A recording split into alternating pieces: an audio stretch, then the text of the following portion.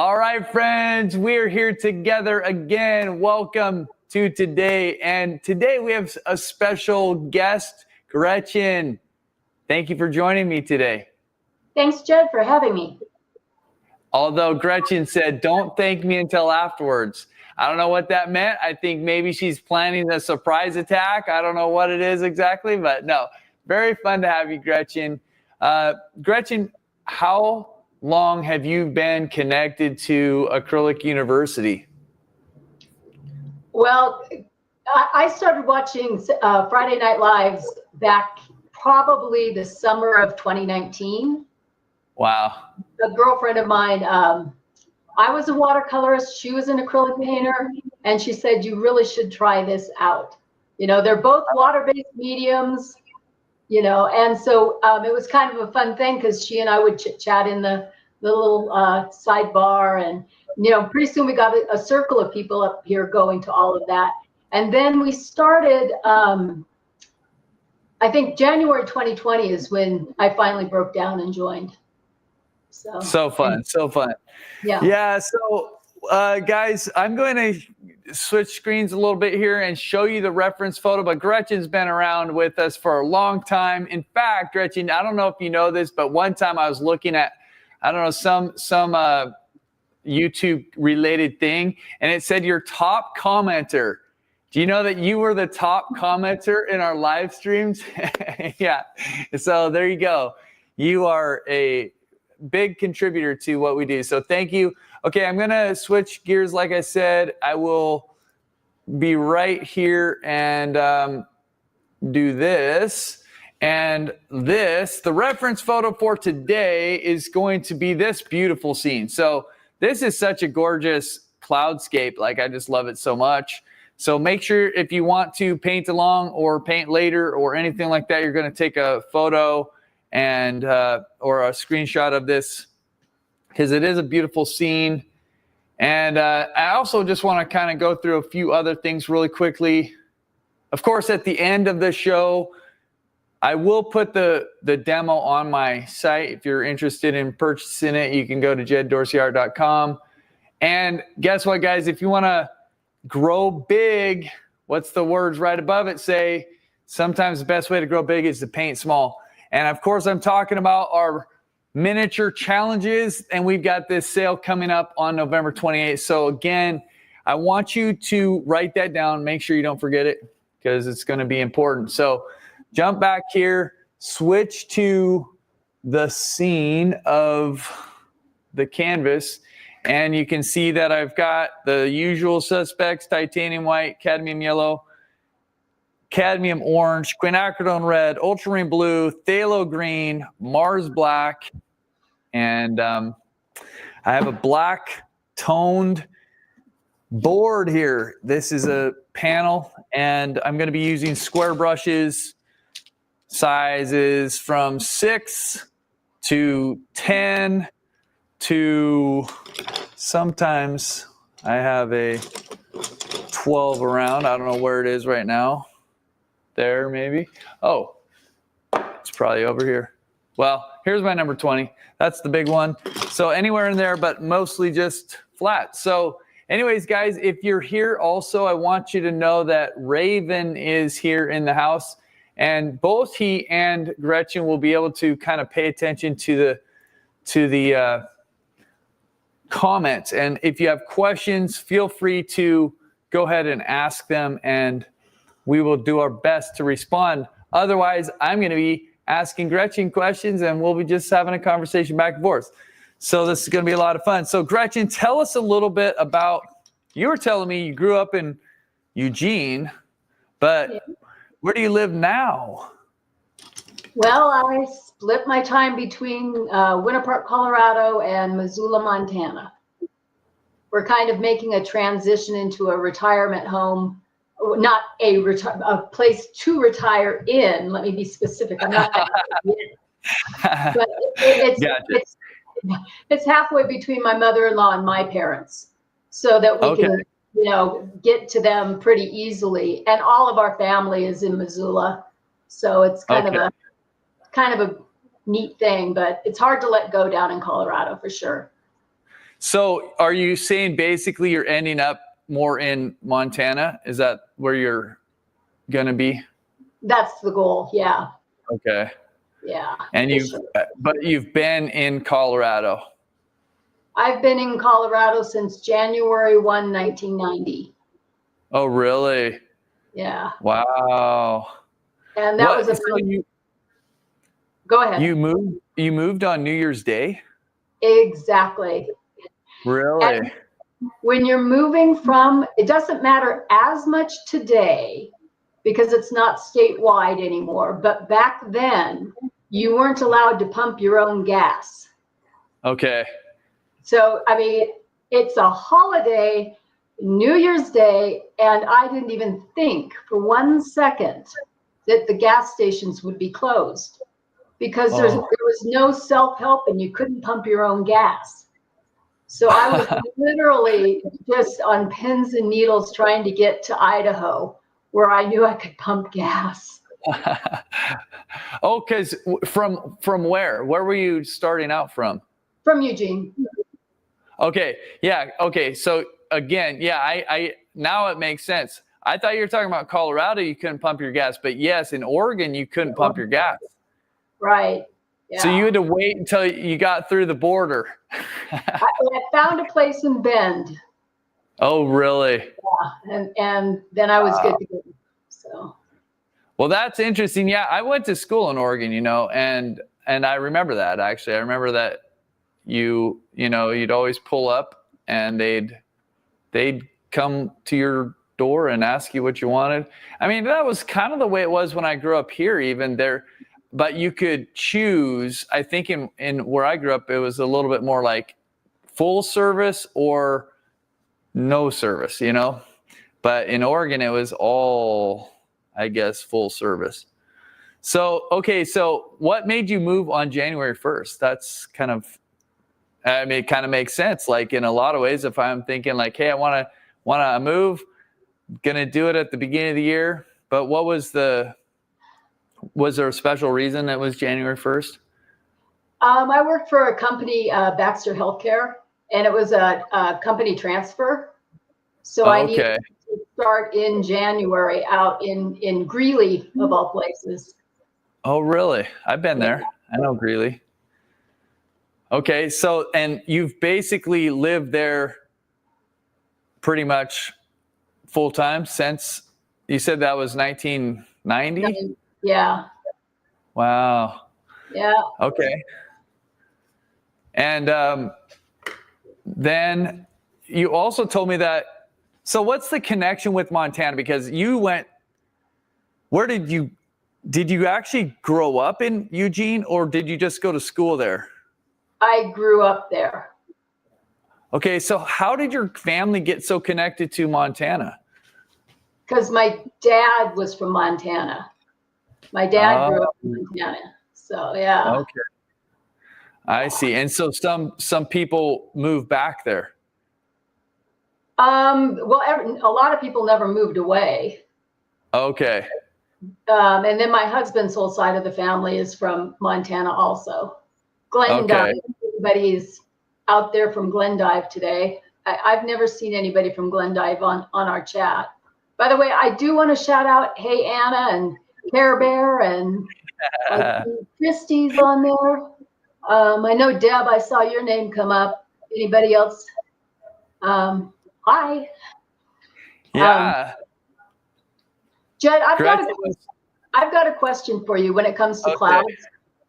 Okay. Especially up in Colorado, because I'm at 9,000 feet. The clouds you could almost reach out and touch, and I have so many cloud reference photos, but much like this one. So sometimes it's hard to paint them because somebody already made a comment going, "Oh, it's Superman." How do you make your clouds, really interesting without making them look, cartoon? Are you saying like the shape of these looks like Superman or something? I have no idea. That's funny.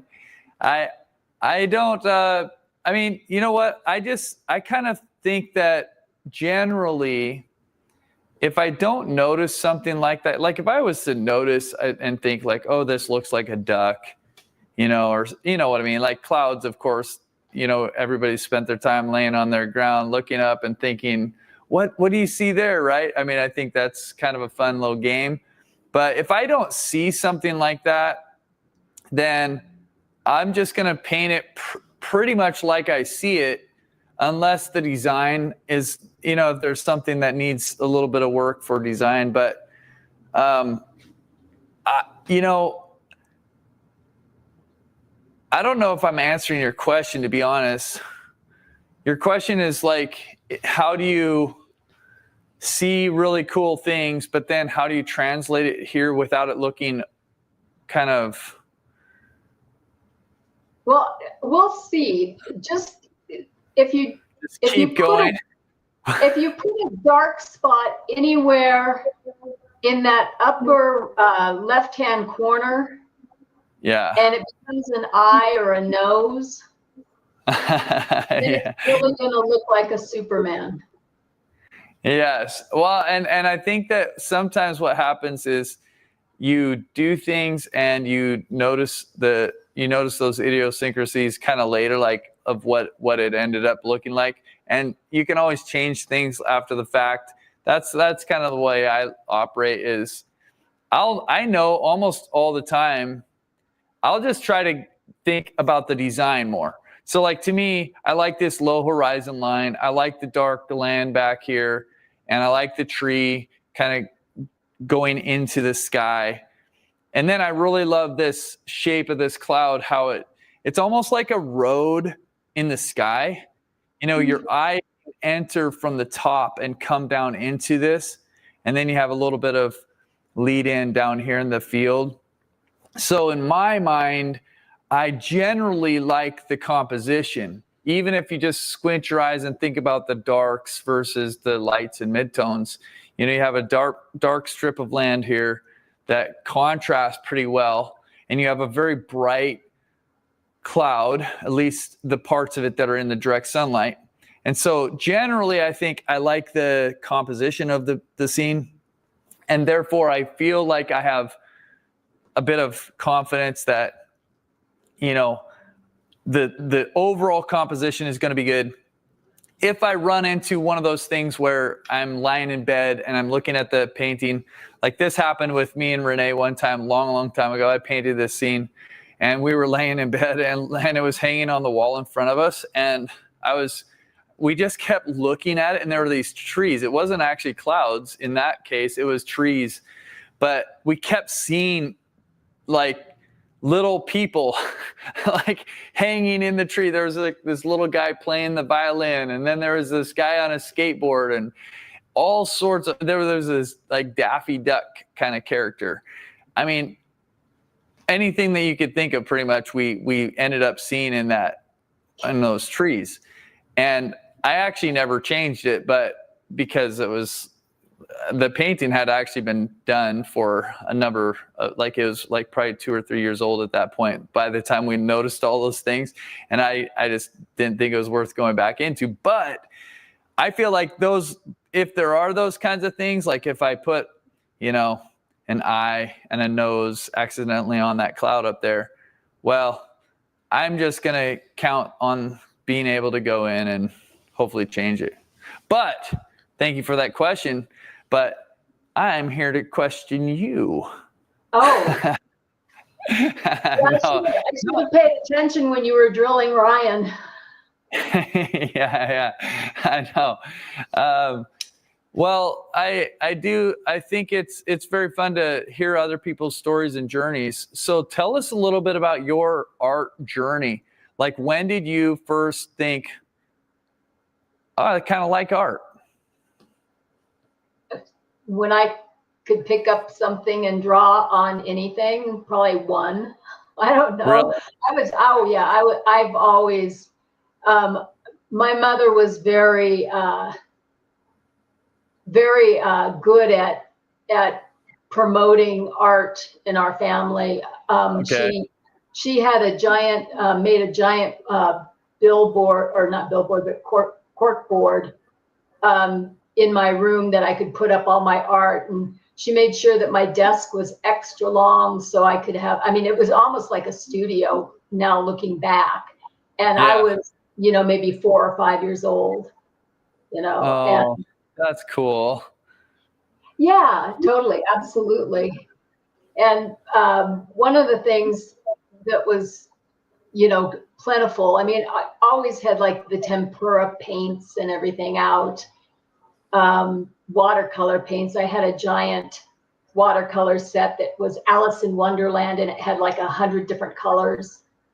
And then my dad, he was a prof at the U of O, and that was right when computers were being developed and everything. And he, I can't remember the name of the old computer paper, but it was like the continuous something or other computer paper, and it had, I mean, they were probably like 12 by 16 sheets with like perforated tearaway edges. Okay. It may be before your time, but anyway, he would bring home. I know what you're talking about. Yeah. He would bring home just stacks of it. And so, I mean, like I had just unlimited stuff. Oh, hi, Maureen. I see that she said hi. I had just, you know, an infinite amount of resources to play around with as a kid. So, and then of course, but I was going to say, of course, then just about when high school hit, that's when, you know, it's like, no, you got to start getting serious about things. You got to pick a real career. You know, we know the story. Yeah. So, but that's really neat though, that you were doing it from a very young age and encouraged in it. It sounds like, right? Oh yeah. So was it ever something that you, like, basically it sounds like it was just something that you loved from the very beginning. Was there a time that you wanted to, well,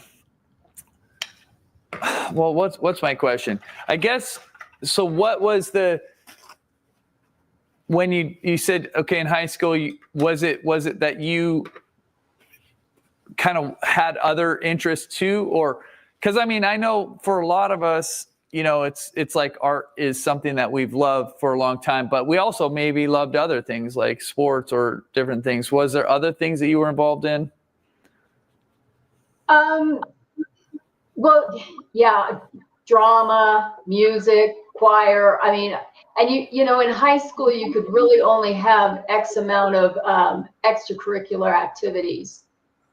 And so it really came down to picking one because I really couldn't do art too. And it was kind of deemed impractical. Yeah. So, and the other thing too, back when I was in high school, you picked different plans. There was like the standard plan where you had to have X amount of math, X amount of English, blah, blah, blah, blah, blah. And then there was some other one, but then there was also one where you could actually almost pick a major. And okay. I mean, so like a lot of the guys would go into forestry because back in the day, the lumbering industry was still pretty big in Oregon. Still is, but it was huge back then. And I kind of started getting into architecture because it kind of shared my drawing, and it was actually deemed a real career. Okay, I see. Yeah. So is that what you ended up doing? Was architecture? No, I ended up becoming a nurse. Oh, really? Yeah. Yeah. Is that the job that you said took you to Colorado then? Yeah. Yeah. Oh, wow. Okay. Isn't that interesting how life often just takes those little different turns, right? You're not necessarily expecting something. So how did that happen with nursing, that it became something that you were interested in? It's kind of a sad story. Essentially, I graduated from high school early, and at the U of O, the very first, you know, architecture class that I was in, after class, I was the only girl in the class.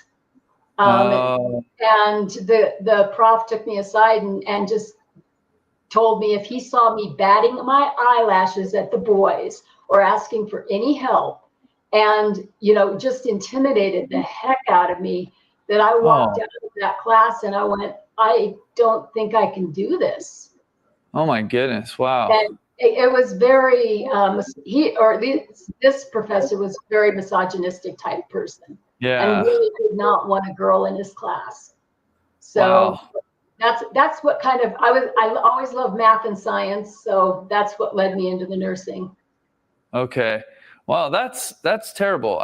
It's so amazing to me how, um, you know, there's so many different stories. Some are like really, really positive of teachers or people encouraging somebody in a good way, and then you have these stories like this too, where it just is kind of baffling to me. And I mean, I think what's baffling is why somebody would choose to be a teacher if they're like that. You know what I mean? It's kind of crazy. But I'm sorry about that. That's a shame. So you did nursing, and tell us a little bit about that journey. Was in 1990, you been in nursing in Eugene for a little while, or was your I really because Baxter was more of a plasma. I worked for the plasma division, and okay? and so I never really did too much as far as like patient care. I kind of went Okay. into like administrative type things right off the bat. Gotcha. So and then when did you feel like at what point you said you were doing watercolors, but what got you back into painting or drawing, or has it been something that never left? Oh, it never left. My husband and I mean, between photography and like, it's easier to name the hobbies that I don't have than the ones that I Okay. do. Yeah. Like, I love fiber art. I mean, I love, everything, but, I was always going down to the art store or Michael's or wherever and picking up this, that, or the other thing. And, I do a painting here, and then 6 months later, I might do another painting, just Okay. here and there in my spare time, nothing serious, nothing, anything. Yeah. But what got me here was a neighbor of mine. She's a pretty well-known artist here in Colorado. Her name's Karen Vance. And Okay. she decided to start doing workshops, in-person workshops, just like right down the street from me. And she was just like, well, come on, let's do this.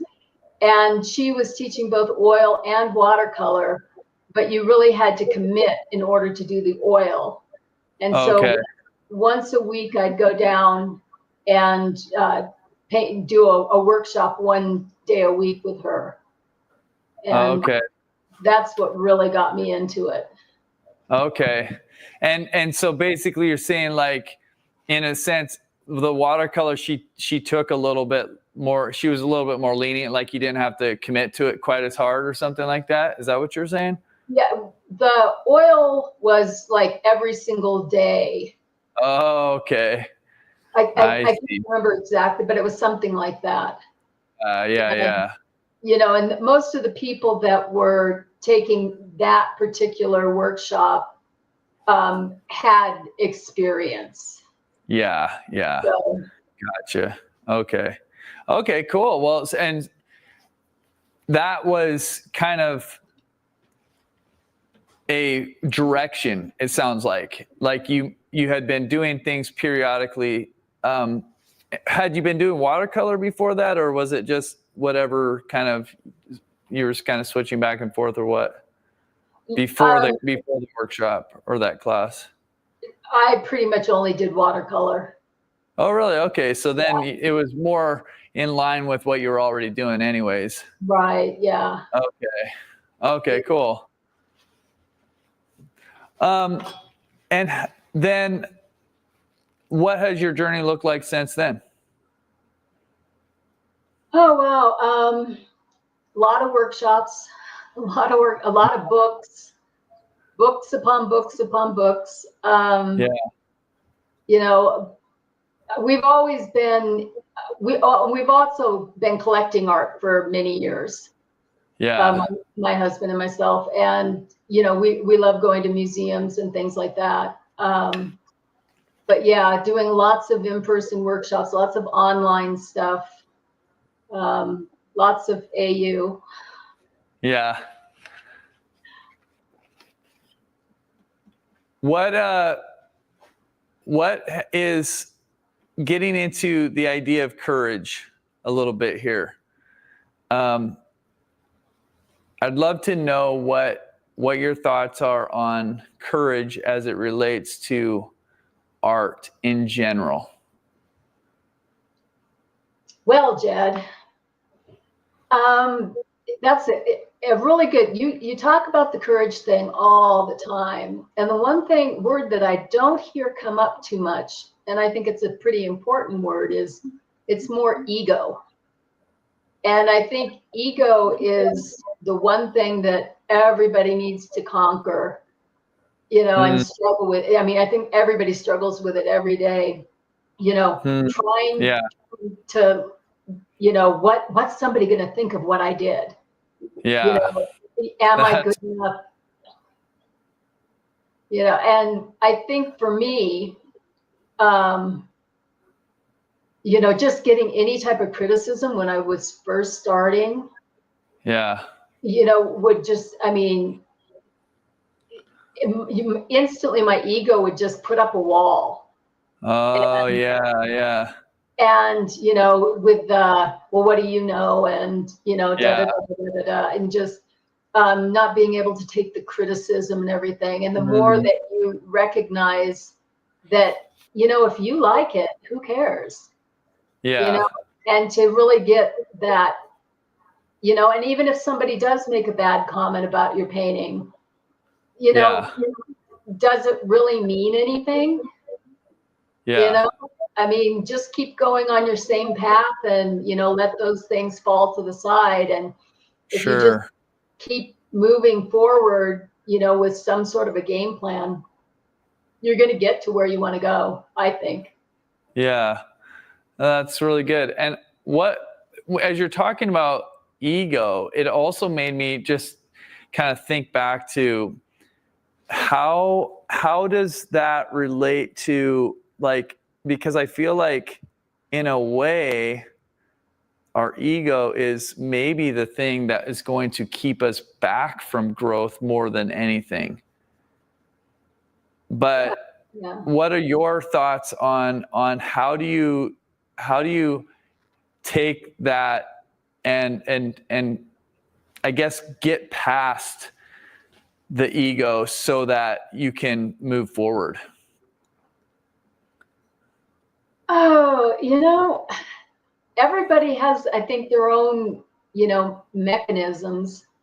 You know, I'm heavily into reading philosophy books and, you know, inspirational quotes and things like that. And,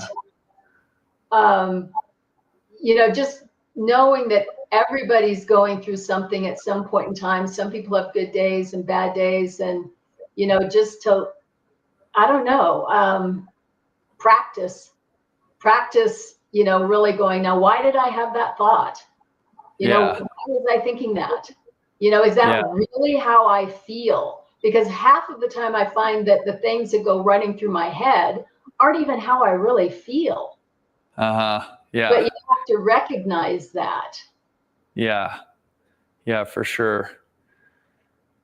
Yeah, I think this idea of having a somewhat of a battle, I mean, I think it's a very real battle in our minds, but I think it's an interesting thought, and I think it's helpful to realize that some of the thoughts that go in your head for sure, like some of them, if not a lot of them, if not maybe at different points, if we haven't trained our head or our minds, it could be the majority of the thoughts in our heads don't serve us. They don't benefit us, and like they actually limit us. So I think that's really insightful to be, it sounds like you're like saying, hey, what's helpful is actually just pausing and thinking about the thoughts, right? Like, yep. wait a second, what's this thought? Why is this thought here? And is this my thought? Is this helping me? I don't even feel this way. Like, where did this thought come from? Yeah, I think that, a lot of it just is how we were raised and, what you were told as a child, and the positive influences, the negative influences, how you responded to all your environment and how you were growing up. Did you have a supportive family? Were you bullied in school? All of those good things just add up to the little voice in our head. Yeah. It's very interesting. What are your favorite things to paint in terms of subject matter? Oh, that's changing all the time, Jed, thanks to you. Gosh. Like I'm just now, I'm half an hour into Amy's little assignment from last Friday. Oh, yeah. 30 minutes left to go on it. So, doing the mosaic thing has always been a challenge. And I have to say, I've hated it. I always love it when you guys do it, but whenever I try it, but this, I'm trying a new method for myself on the mosaic technique. And I'm actually going, I kind of like what I'm doing. And what I'm doing with it right now is usually with my leftover paint from whatever the previous painting was, I get out a palette knife or something and use any of the extra paint left, and I just go to town. I just, without thinking, I put in whatever my next, subject is really super quickly. And I might do a dry brush technique. And now I'm going back over. So I gave myself like 5 minutes to do a dry brush of the whole scene that Amy had for us on Friday. And now I'm going back over and just doing little marks to make it mosaic. And it's turning out kind of cool. So cool. Right now, that's kind of going to be my thing for the next month. Yeah.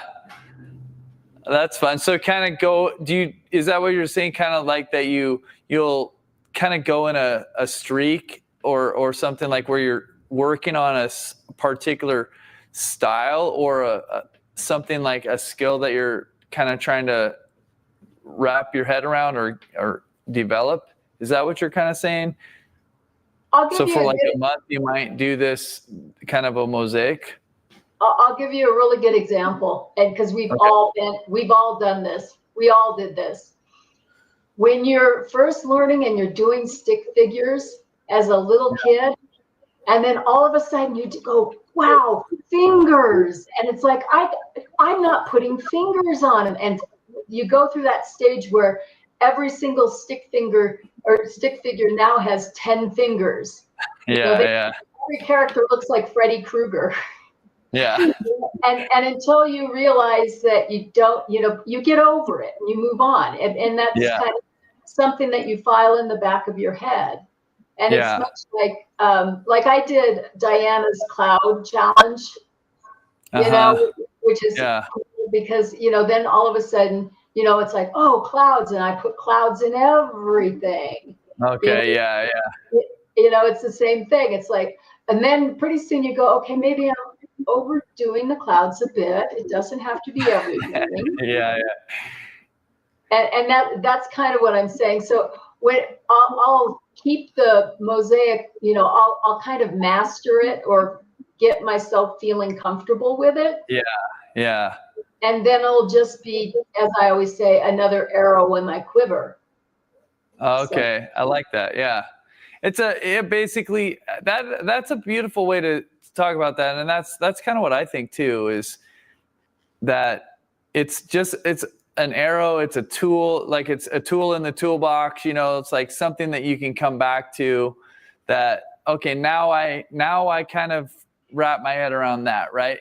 And it does take sometimes a little bit of concentrated effort to actually get it, you know, like it's kind of like when you are, you know, like the idea of memorizing something versus like actually like knowing it deep down.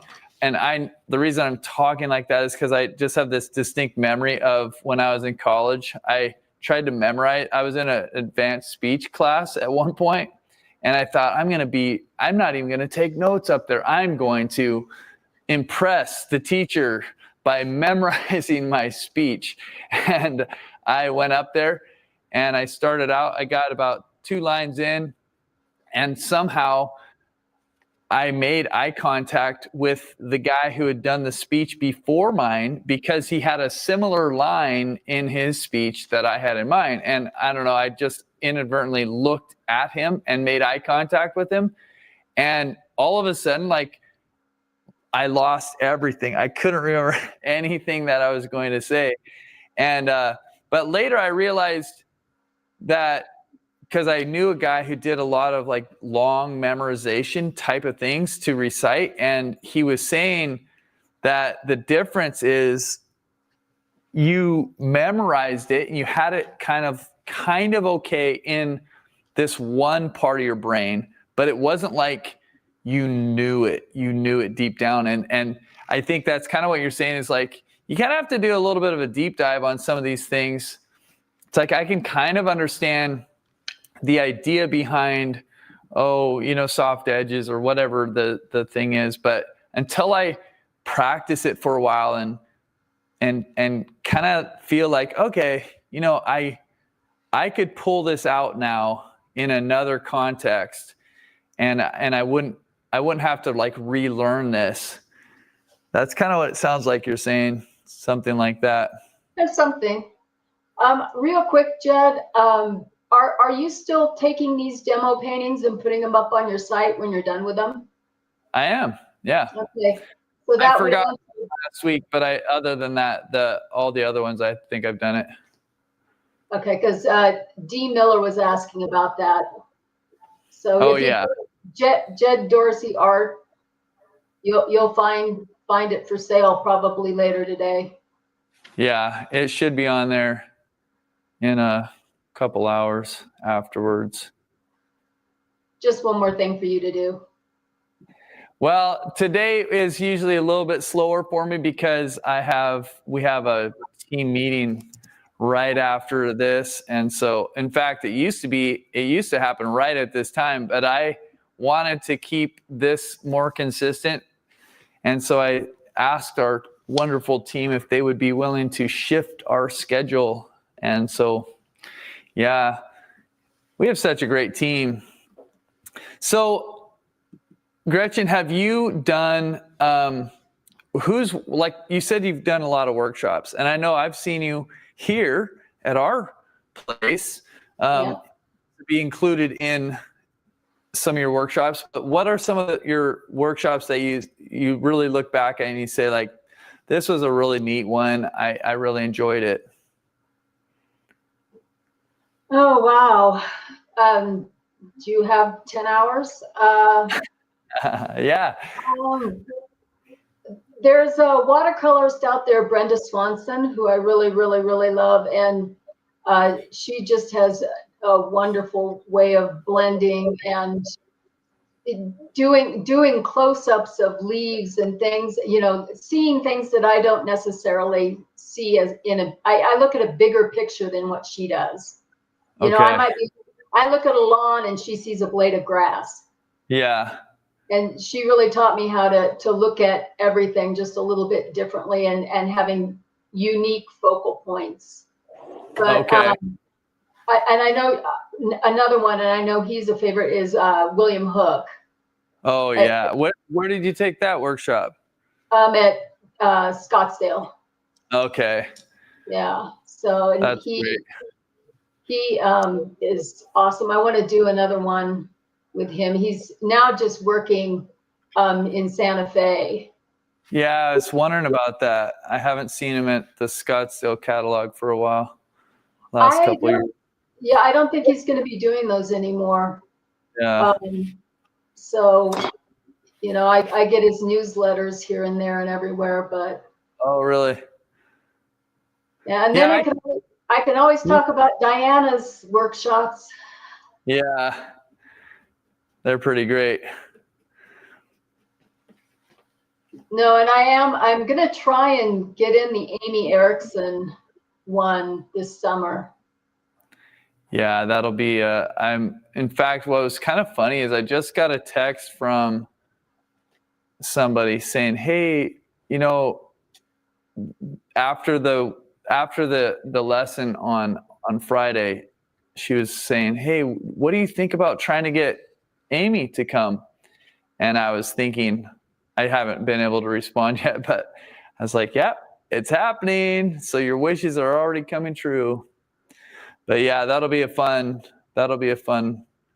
time. Amy's, I think, I've never actually taken a workshop from her, but I can only imagine it being quite a joyful time. And she's very insightful. I'm sorry, Jed, I'm looking at the chat box here, and Suzanne 2022. I think that your question is some of the sessions that I'm speaking of specifically are on the AU website, and it is only for members, but that leads back to Jed. When are you going to be doing another masterclass? We are doing one in January. All right. So yeah. Yes, indeed. In fact, you can go right now if you want to go to the be participating in the masterclass. It's going to be mid-January. I believe it starts somewhere in the middle of January. And you can go now to acrylicuniversity.com. And if you go to the link at the top that says membership, there's a waiting list on the other side of that you can go to, because you'll go to the membership page, but you can't sign up, but you can sign up for the wait list. And so if you do that, you'll get notified when the masterclass happens in January. It's going to be a blast. Wouldn't miss it. I don't know if I've missed any. Well, it doesn't seem like you probably have, because you were probably around from the very first one that we did. I can't even remember what it would have been. Do you? Would have been September of 2021 that we did our first masterclass. And I don't know if you were here when man, my mind keeps going blank right now, but Rebecca was here last week. Did you watch that one? Yep. She was also in that one. That was the very first one. That was, and we figured that out. She was telling me the dates, and I was kind of skeptical, not on the live stream, but another time she was explaining to me, and I was like, I don't know if you were there at the first one. You were probably there at the second one. Maybe it was the second year. And she's like, nope. She went back and she knew exactly which one. So I'm pretty sure, because you definitely, if you were doing the live streams in that first summer that we were doing them, at least you would have probably been notified about it and everything like that. It's more like if you told me what the subject matter was. Oh yeah. Oh man, I would have to look back. It's funny because we've changed. I feel like we've gotten a lot better in how we do it, because we didn't, we're just trying it out at first.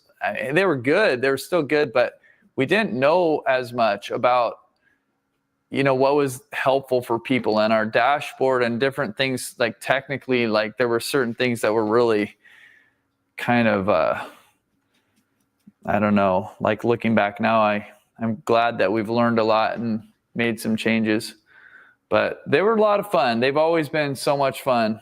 I've enjoyed the master classes from the very beginning. I just remember the first one. It was so amazing to me because we were going live, and I remember just looking at the numbers of people, and I was like, Peter, there's like 700 people here. And it kept going up. So it's, I'm always amazed at, I mean, sometimes it's like 3,000, 5,000 people out there. Yeah.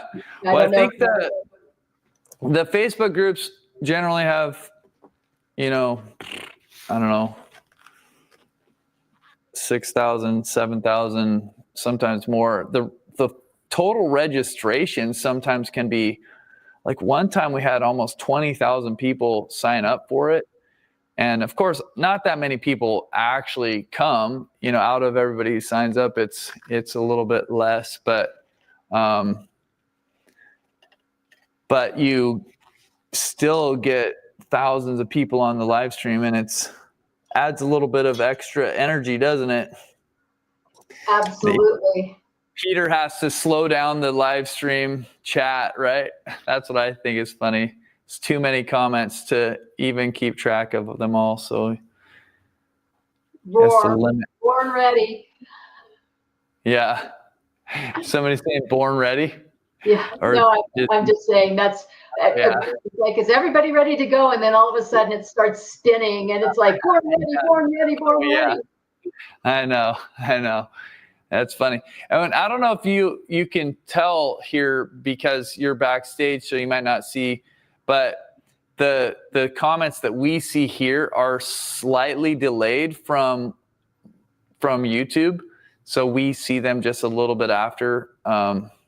And what that means is that I feel like you guys probably see the comments out there and you're like, why is Jed taking so long? And I'm like, I want to see somebody say this. And it's been like 15 seconds since the first comment came through, but I didn't see it because it didn't show up in this streaming program.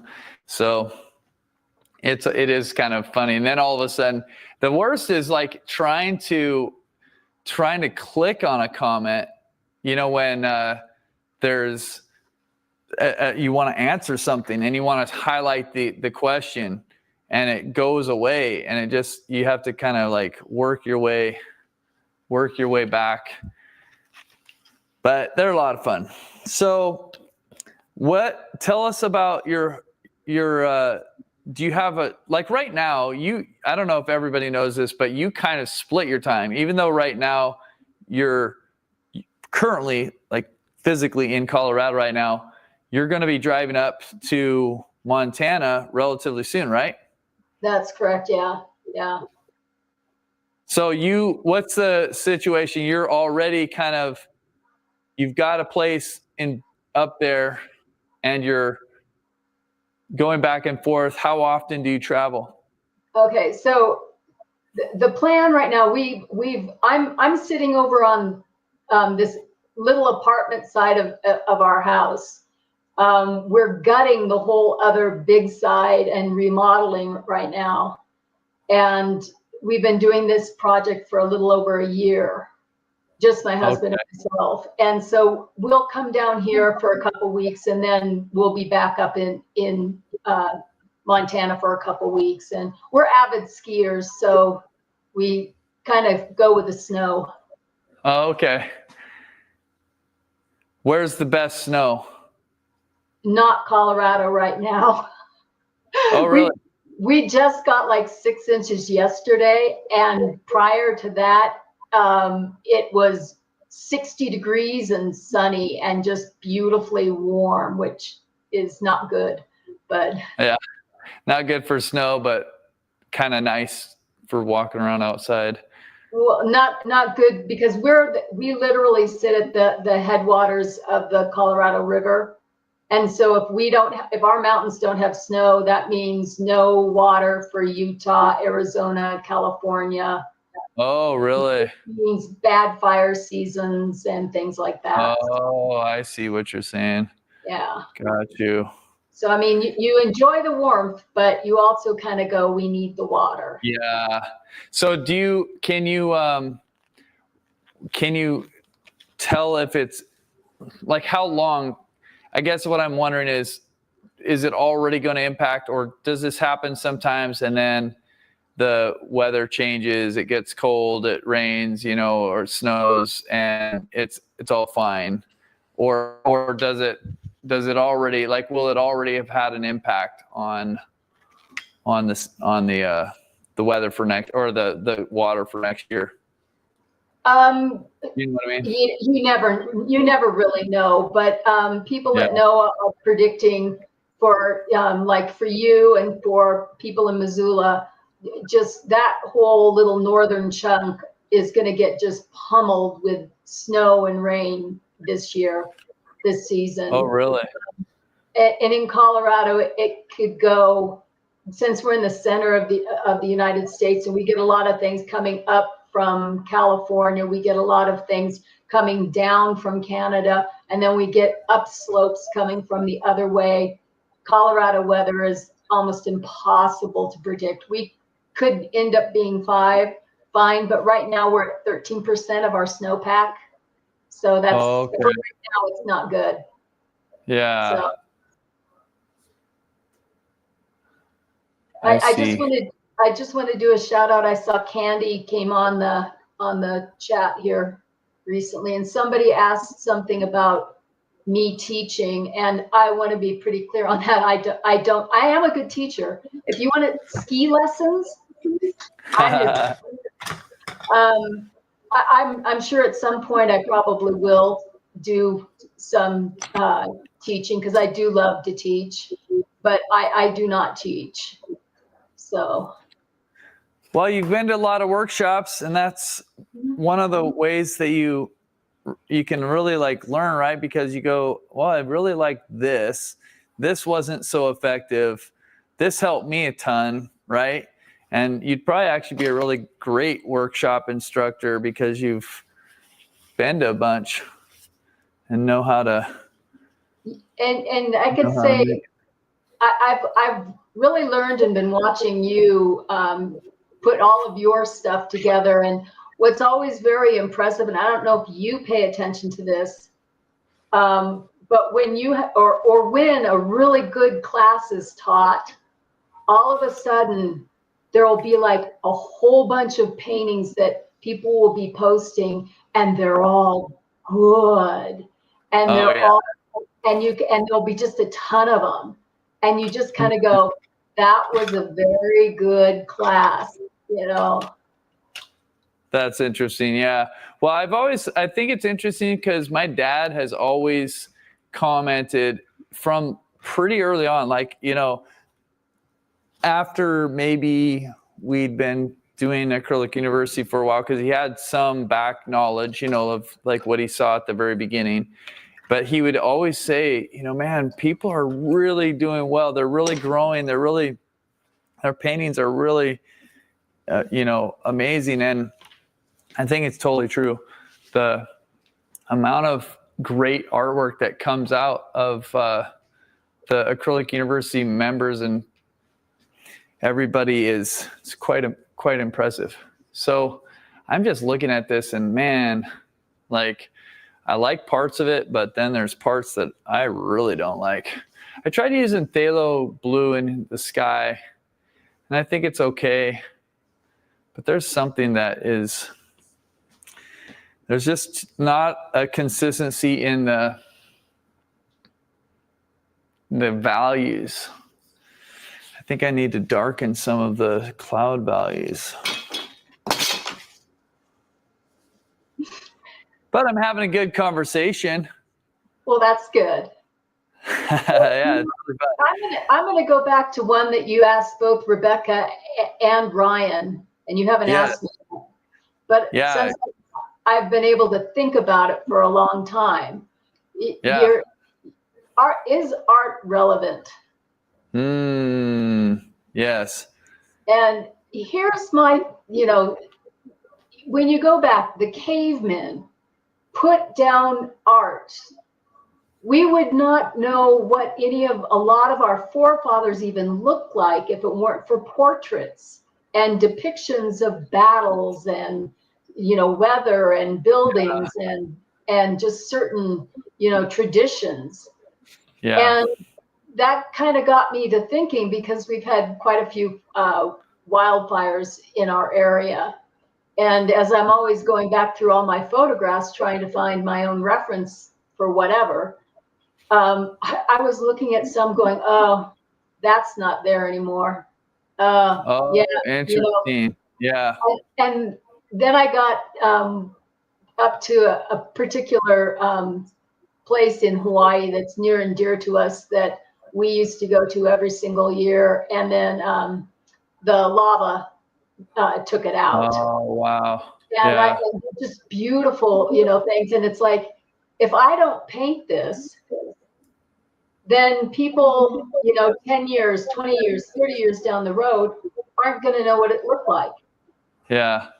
And I think that's kind of, important for us to pay attention to, think about Camano Island, how much has it changed since you've lived there? Oh, yeah. Well, that's a very good point, because I've painted so many scenes that are totally different now. Totally different. Yeah. Time. The chat box is cracking me up right now. Do you want to put a UFO in your painting, Jed? No, I don't. but if somebody wants me to and they want to buy it immediately after I put the UFO in it, I will. Just joking. No, this is one of those ones that I'm probably going to walk away from for a little while and look at when I get out of our meeting and go oh man, what were you thinking with that? And I'll do a little bit of quick work on and hopefully make some improvements to it. But it's just okay. It doesn't matter. I'm really enjoying this. Are there any other questions that I asked Ryan or Rebecca or my dad even that you're thinking back on and want to answer? Because I do have another one. Because I think that was a really good. I'm glad that you brought that one up. I think that's a super important thing that you're talking about. And I don't know if you remember an interview with Mark Hansen a number of years ago, but he said the exact same thing. He said, we're recorders of our time as artists. Yeah. Yeah, I truly believe that. But I do have a question. Even though your brother Jason does only watercolor, how come we've never seen him come on? Well, you know what? I should get him on. I actually want to have him come on and do one of these with me. That was my more recent idea. I actually set him up though. You got to understand, I've tried to get him to do some lessons before and he's kind of not done them. I was like, Jay, come on, we could create Watercolor University. You could help. And he hasn't done them yet. But you know what?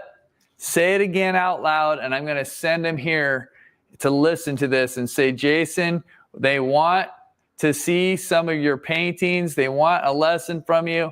Let's start with an interview. And, but you know what I'm saying? I think he might respond if he knows it's other people other than just me saying it. Jason, come on. We want to see some of your work. There we go. All right. I love it. I love it. Yeah. Well, I think that we can hopefully talk him into that with this extra kind of invitation, encouragement. I see we're getting some comments popping up. Everybody wants Jason on, yeah. The Dorsey brothers, gotta have him. Yeah, wouldn't that be fun? Well, I'll you know what? I'll definitely. I was already thinking about doing that for one of these times where maybe I have some, people on to have a conversation. By the way, if anybody else would be interested in having a conversation with me while I paint like this and want to talk about art, creativity, and bravery, be sure to text me 425-400-2094, or email me, jeddorseyart@gmail.com. And I will be happy to do this because it's really fun. It's more fun for me, and I feel like that way people don't have to just listen to me talk. They can listen to somebody else talk. And Gretchen, it's been so fun to hear your thoughts and everything. But is there any other question? I do have another one that I want you to answer. Okay, sure. It's the other one that is what, well, kind of like, I guess I'm skipping a few questions, and I'm kind of jumping to this one that's further down. But if there was somebody out there who is kind of struggling with insecurity, or, just feeling stuck, they needed courage, they needed to get free from whatever's holding them back, what would you say to them? A priority. If it's important to you, you do it. If for me, working out and keeping my body fit and everything is a priority, I will set aside everything. Painting, I always make time for. I make time, for my family. I make time, you make time for the things that you want. And if you're struggling and you think that you gotta put that one foot, you can't start the 1,000-mile journey without the first step. You know, I mean, and I don't know, make the time, even if it's 10-15 minutes. I'll tell you something else. I'm kind of a martial artist type person, and in jiu-jitsu, aka wrestling, there's always something that's blocking you from where you want to get to. Always something. And sometimes that goal, you need to have baby steps and remove each little teeny tiny boundary, that boulder in the rock in the road. Remove it, figure out what it is. And I'll give you a really simple, sometimes when I'm stuck on a painting, I'll look down and it's because my palette is what's blocking me. I need to scrape it clean, put new colors, and just start over, because that's what's stopping me from creating the colors that I want. You keep scraping everything off, and I don't do that enough. You have to think of, okay, so the dogs wake me up every morning. That's what's getting in the way of me painting first thing in the morning. How can I get around that? Maybe if I went to bed a little earlier, got up a little earlier, did something, just shifted my routine around, made dinner for my family, prepare 3 meals so that you've got more time on those 3 days. You sacrifice the one day to get, for me, Mondays are my office day, are the day that is my work day, and I am running at full speed so that the rest of my week I can dedicate to the things that I like. Yeah. That's good. I like that a lot. You're getting really practical with some of this, which is really helpful. So tell us a little bit. You just said something, though, that I didn't know at all, and I'd like to hear a little bit about. You talked about martial arts. Tell us about that. What do you mean you're kind of a martial arts girl? Well, pretty much anything that I have a question about or anything ends up becoming like a hobby or something for me. Okay. And, so at one point in time, probably about 10, 15 years ago, in my early 40s, I don't know, I decided that I'd sign myself and my husband up for martial arts, just a nice Kempo style. And that, once again, involved in I got into the research, got into the different forms, started doing a whole bunch of different, learn Japanese and, whatnot. And that's just the way my brain works. When something really fascinates me, I need to Wow. figure it out. So you're saying you learned the language Japanese? Is that what you're saying? I did. You don't use it, you lose it. Oh, wow. How's your Spanish coming along, Jed? I stopped. Well, you've got a week.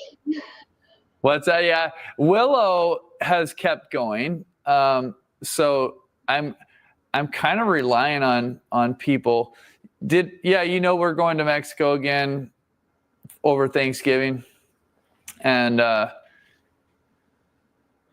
that'll be really fun. I'm looking forward to it. But yeah, it's the kind of thing that I think I explained that long time ago. I don't know if you would ever remember this, but I was saying how I found myself cheating because I get so like I wanted to keep up with Duolingo, right? And Duolingo gives you it'll say like you have a streak of this many days, and all that. And I would just do the simplest lesson that I could, and I just kind of hacked the system to be like this one kind of lesson that I could do in a very, very short amount of time. And anyways, it ended up being that I realized like I'm not actually learning. I'm just trying to beat the system and trying to keep my streak alive every day. So I did stop my studying of it, but I would like to learn another language. I never have, honestly. I've never learned another language, which is, I don't know. I guess maybe I've learned the language of art. Maybe that's my other language. It's a good language to have. I'll try to say that to make myself feel better.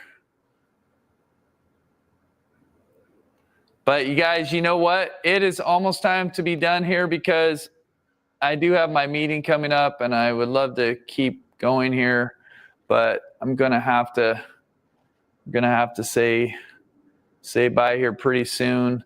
But again, I want to say thank you so much, Gretchen, for being here and for hanging out and for talking. It was super fun. I enjoyed it immensely. And I'm going to switch our view. Yeah, so let's see. Do Spanish. Martha says, do Spanish. I like it. Great conversation. Yeah, guys, everybody say thanks to Gretchen for being here. It's so fun. Look at this. Shannon already beat me to it. Gretchen, you were amazing. Well done. I know you better. You're so welcome, you guys. It was really fun thinking, maybe grandson is doing Spanish, I'm guessing. Probably martial arts. Oh, martial arts. Oh, that's probably true. Yeah, that's probably what it is. Okay, well, you guys, thank you for being here. Really appreciate hanging out. And again, Gretchen, good job. Keep up the great work. And someday maybe we will be looking to a workshop with you. Like, who knows? Maybe all of us in the chat, and we'll just be showing up to Montana or Colorado, and you'll be having a workshop. But that'd be a lot of fun. But anyways, you guys, you're loved and believed in. We'll see you next time. Bye, guys.